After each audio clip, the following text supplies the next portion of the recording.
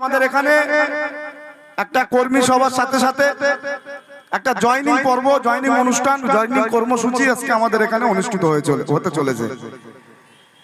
ভোটের আগে সবথেকে দুঃখের বিষয় ভাই, তৃণমূল কংগ্রেসের পক্ষ থেকে 21 সালে যখন আমাদের দল প্রতিষ্ঠিত হয়, তৃণমূল কংগ্রেসের পক্ষ থেকে বিশেষ করে সংখ্যালঘু গ্রামগুলো, সংখ্যালঘু নেতাগুলো মুখ থেকে আমরা বলতে শুনেছি যে আইএসএফ বিজেপিকে সুবিধা করার জন্য রাজনৈতিক দল প্রতিষ্ঠিত করেছে। আপনারা ইতিহাস দেখেছেন যে আমরা 21 সালে রাজনৈতিক ভাবে লড়াই করার পরে শুধুমাত্র সংযুক্ত মোর্চার পক্ষ থেকে বাংলার একমাত্র প্রতিবাদী মুখ নওশাদ সিদ্দিকী ভাইজান তিনি ভাঙড় থেকে জিতেছিলেন। আর অন্যদিকে আমরা দেখেছিলাম 77টা বিজেপির বিধায়ক ছিলেন আজকে পশ্চিম বাংলা বিধানসভায়। কিন্তু তৃণমূল কংগ্রেসের নেতৃত্বরা মাননীয় মমতা বন্দ্যোপাধ্যায় সহ অভিষেক বন্দ্যোপাধ্যায় পুরো 5 বছর সাথে সাথে তার পুরো ক্যাবিনেট যে টিম আছে 46টা মন্ত্রী, পশ্চিম বাংলার সমস্ত প্রশাসন, সাথে সাথে সমস্ত এমপি এমএলএ গুলো সবাইকে লিলিয়ে দিয়েছিলেন শুধুমাত্র নওশাদ সিদ্দিকীকে হারানোর জন্য। আর আমরা কি দেখলাম, পুরো 5 বছরের মধ্যে 77টা যে বিজেপির বিধায়ক ছিল তাদের বিরুদ্ধে কোনোদিন আমরা অভিষেক বন্দ্যোপাধ্যায়কে দেখলাম না যে তাদের বিরুদ্ধে কোনো সমাবেশ করেছেন, তাদের বিরুদ্ধে কোনো মন্তব্য করেছেন, তাদের বিরুদ্ধে কোনো প্রতিবাদ করেছেন। আমরা দেখলাম না মাননীয় মমতা বন্দ্যোপাধ্যায় তিনিও কোনোদিন এই 77টা বিধায়ক বিজেপি বিধায়কের বিরুদ্ধে কোনো মন্তব্য করেছেন। আমরা 26 সালে ইলেকশনে মাত্র 34 জায়গায় আমরা রাজনৈতিক ভাবে সংযুক্ত মোর্চার মাধ্যমে আইএসএফ এর পক্ষ থেকে আমরা রাজনৈতিক ভাবে বিধানসভায় প্রতিদ্বন্দ্বিতা করেছি। আমরা কি দেখলাম, ভাঙড়ের মতো বিধানসভায় মমতা বন্দ্যোপাধ্যায় নিজে প্রোগ্রাম করতে গেলেন, গিয়ে কি বললেন, শওকত মোল্লার মতো একজন নটোরিয়াস ক্রিমিনালকে তিনি বললেন যে শওকত আমার ডান হাত। সাথে সাথে তিনি কি বললেন যে আমার সিকিউরিটি প্রয়োজন হয় শওকতকে দিয়ে দেবো। মানে শওকতকে বলল তুই যত মারিস বোম মার, যত মারিস বোম মার, যত মারিস মানুষের জান নে, কিন্তু যে কোনো কারণেই আমার এই ভাঙড় চাই, যেভাবে হোক নওশাদ সিদ্দিকীকে হারাতে হবে। মমতা বন্দ্যোপাধ্যায় এক নওশাদ সিদ্দিকীকে হারা দিয়ে নিজের মুখ্যমন্ত্রীর আজকে চেয়ারটা হারিয়ে বসলেন। যদি মমতা বন্দ্যোপাধ্যায় নওশাদ সিদ্দিকীকে হারানোর চিন্তা ভাবনা না করতো, মমতা বন্দ্যোপাধ্যায় যদি বিজেপির বিরুদ্ধে নওশাদ ভাইয়ের বিরুদ্ধে যে সময়টা ব্যয় করেছে, নওশাদ ভাইয়ের বিরুদ্ধে যে শক্তিটা ব্যয় করেছে, নওশাদ ভাইকে হারানোর জন্য যে অর্থ ব্যয় করেছে, সেই অর্থ সেই শক্তি সেই সময় যদি বিজেপির বিরুদ্ধে মমতা বন্দ্যোপাধ্যায় ব্যয় করতো, আমরা চ্যালেঞ্জ করে বলছি পশ্চিম বাংলায় আজকে বিজেপি ক্ষমতায় আসতো না, পশ্চিম বাংলায় আজকে বিজেপি ক্ষমতায় আসতো না। পশ্চিম বাংলায় আজকে বিজেপি ক্ষমতায় এসছে তার একমাত্র কারণ ওই তৃণমূল কংগ্রেসের সুপ্রিমো মমতা বন্দ্যোপাধ্যায় ও তার ভাইপো অভিষেক বন্দ্যোপাধ্যায়ের জন্য। আপনারা কি দেখলেন, বিধানসভা ইলেকশনে বিজেপি এককভাবে ক্ষমতায় আসার পরেও সব থেকে দুঃখের বিষয়, বিজেপি এককভাবে ক্ষমতায় আসার পরেও তৃণমূল ভাই আপনাদেরকে বলবো আমাদের প্রশাসন 100% আমাদের সহযোগিতা করছে। প্রশাসনের থেকে কিন্তু বারবার বলা হয়েছে যে রাস্তা যেন কোন রকম ভাবে জাম না হয়। আপনাদেরকে বলবো ভাই রাস্তাটা ছেড়ে দিয়ে দাঁড়াবেন। আমাদের ভলেন্টিয়ার যারা আছেন তাদেরকে বলবো প্রশাসনের সাথে সহযোগিতা করুন, প্রশাসন আমাদেরকে সহযোগিতা করছে। সুতরাং এবার বিধানসভায় আমরা কি দেখলাম, বিজেপি এককভাবে ক্ষমতায় আসার পরেও 80টা বিধায়ক তৃণমূল কংগ্রেসের পক্ষ থেকে জিতেছিলেন। জেতার পরে সব থেকে দুঃখের বিষয়, যারা বড় বড় কথা বলেছিলেন ভোটের আগে, যারা নামের লিস্ট করেছিলেন, যারা বারবার বলতেন যে আইএসএফ এর জন্য বিজেপি চলে আসছে, আজকে 1 মাস হতে পারলো না পুরো দলটাই 62টা বিধায়ক মমতা বন্দ্যোপাধ্যায়ের হাত ধরে মমতা বন্দ্যোপাধ্যায় রাতারাতি সেই বিজেপিকে পাঠিয়ে দিলেন। দিয়ে কি চিন্তা ভাবনা করলেন যে বামফ্রন্ট সহ আইএসএফ এর যে জোট শক্তি পশ্চিম বাংলায় মাথা চাড়া দিচ্ছে।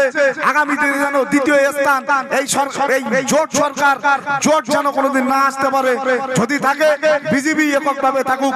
সেই জন্য পুরো টিমটাই আজকে বিজেপিতে চলে গেল।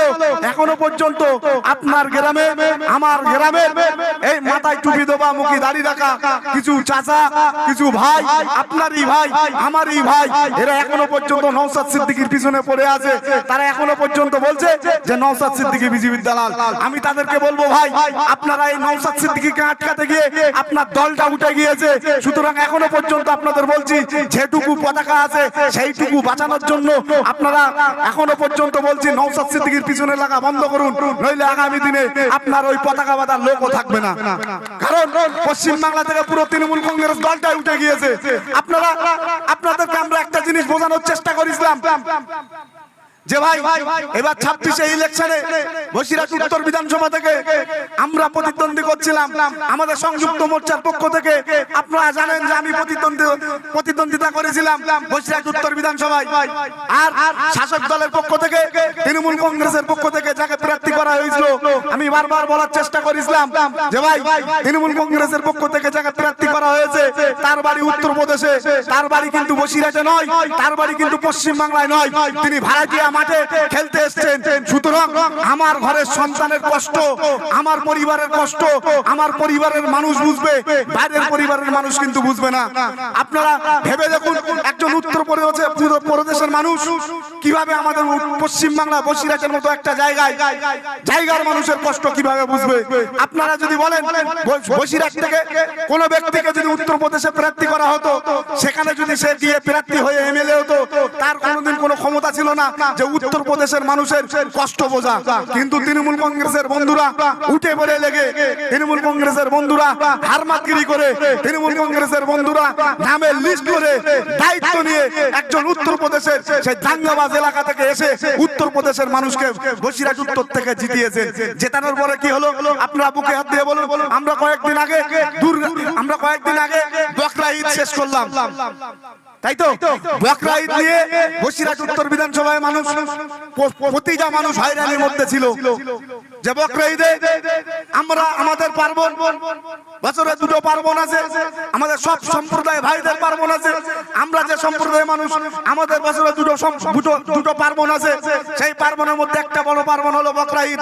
সেই বকরা ঈদে কুরবানি হবে কি হবে না সেই নিয়ে আমরা যখন বিপদগ্রস্ত ছিলাম, আমরা আশা করেছিলাম বসিরহাট উত্তর বিধানসভা থেকে যে বিধায়ক তিনি জিতেছেন, বসিরহাটের মানুষ তাকে ভোট দিয়ে জিতিয়েছেন। আমরা আশা করেছিলাম তার মুখ দিয়ে একটা অন্তত ভিডিও বার্তা পাবো যে বসিরহাটের উত্তর বিধানসভার মানুষের জন্য যে আপনারা চিন্তা করবেন না, আপনাদের পাশে আমরা আছি। আমরা একটাও পর্যন্ত তার মন্তব্য আমরা পেলাম না। তারপরে আপনি বলুন, এই ইলেকশনের পরে আজকে প্রায় 23,000-এর উপরে নাম বসিরহাট উত্তর বিধানসভা থেকে ডিলেটের খাতায় আছে, বিচারাধীন আওতায় আছে এই বসিরহাট উত্তর বিধানসভার মানুষের। আজকে বলুন, আমরা তো চেয়েছিলাম যে একটা বিধানসভা থেকে যখন একটা বিধায়ক যেতে, তিনি কিন্তু সেই বিধানসভার অভিভাবক হয়, সেই বিধানসভায় সাধারণ মানুষের সমস্ত রকম সমস্যার সমাধান করানোর জন্য কিন্তু তাকে আইনসভায় পাঠানো হয়। আপনি বলুন, আপনার এলাকায় আপনার গ্রামে যে ভোটারগুলো, যে নাগরিকগুলো আজকে ডিভোটার হয়ে আছে, তার জন্য বর্তমান বিধায়ক তিনি কি করলেন? আজও পর্যন্ত আপনারা কোন বার্তা পেলেন যে আমরা ডিলেট ভোটারের জন্য আমরা আন্দোলন করার প্রস্তুতি নিচ্ছি? আর বসিরহাট উত্তর বিধানসভার যে মানুষগুলো, যে তৃণমূল কংগ্রেসের বন্ধুগুলো আইএসএফ কে বিজেপির দালাল বলতো, আজকে যারা তৃণমূল কংগ্রেসকে ভোট দিয়েছে, আমি আজকে প্রকাশ্য বলছি ভাই, আপনারা ভোটটা তৃণমূল কংগ্রেসে দিয়েছেন, আপনার ভোটটা এই বসিরহাট উত্তর বিধানসভার বিধায়ক তিনি বিজেপির কাছে বিক্রি করে দিয়েছে। কারণ যে 62টা বিধায়ক মিলে হিতব্রত মতন একজন লিডার, তাকে তার নাম পশ্চিম বাংলার মানুষ শোনেনি, কিন্তু তাকে বিরোধী দলনেতা করা হলো। বিরোধী দল নেতা করে যে সইগুলো করেছেন, সেই সইয়ের মধ্যে 62টা বিধায়কের মধ্যে সেই বিধায়কের মধ্যে কিন্তু বসিরহাট উত্তর বিধানসভার বিধায়ক আছে। মানে আপনি ভোটটা তৃণমূল কংগ্রেসে দিলেন, আপনি বসিরহাটের ভূমিপুত্রকে হারালেন, আপনি ইন্ডিয়ান সেকুলার ফ্রন্টকে হারালেন, কিন্তু দিনের শেষে আপনার ভোটটা সেই বিজেপি থেকে পড়লো। আমরা আপনাদেরকে এইটা বোঝানোর চেষ্টা করেছিলাম। আমরা বলছি, আমরা সংযুক্ত মোর্চার পক্ষ থেকে, আইএসএফ এর পক্ষ থেকে একটা বিধায়ক পশ্চিম বাংলা বুকে জিতেছে জিতেছেন নওশাদ সিদ্দিকী, আপনারা বুকে হাত দিয়ে বলুন যে 21 সালের থেকে আজকে 26 সাল আমরা দুটো বিধানসভা ইলেকশন শেষ করলাম, একটা আইএসএফ এর কর্মী এবং একটা আইএসএফ এর লিডারকে আপনি দেখান, যে আইএসএফ এর লিডারটা আইএসএফ ছেড়ে ভয়ের কারণে, তার নিজস্ব অর্থলোভের কারণে সে আইএসএফ ছেড়ে বিজেপিতে জয়েন করেছে, একটা লিডার আপনি দেখাতে পারবেন না। আমরা গলা উঁচু করে বলি, আমরা তৃণমূল কংগ্রেসের বিরুদ্ধে 5 বছর যেভাবে লড়াই দিয়েছিলাম, আজকেও বলছি শাসক দল বিজেপির বিরুদ্ধে আমরা আগামী 5 বছর লড়াই দেওয়ার জন্য প্রস্তুত আছি। কিন্তু কিন্তু যে ভাইপো, যে মমতা বন্দ্যোপাধ্যায় দেখে দিয়েছিলেন আইএসএফ কে নওশাদ সিদ্দিকীকে আটকানোর জন্য সমস্ত রকম প্রচেষ্টা করেছিলেন, কিন্তু তার দলটাই পুরো আজকে বিজেপি হয়ে গেল। সুতরাং ভাই আপনাদেরকে বলবো, বসিরহাট উত্তর বিধানসভার মানুষদেরকে বলবো, ভাই এখনো সময় আছে, এখনো সময় আছে, আপনারা আসুন, আমরা একসাথে কাঁধে কাঁধ মিলিয়ে আমরা আগামী দিনের লড়াইটা দিই।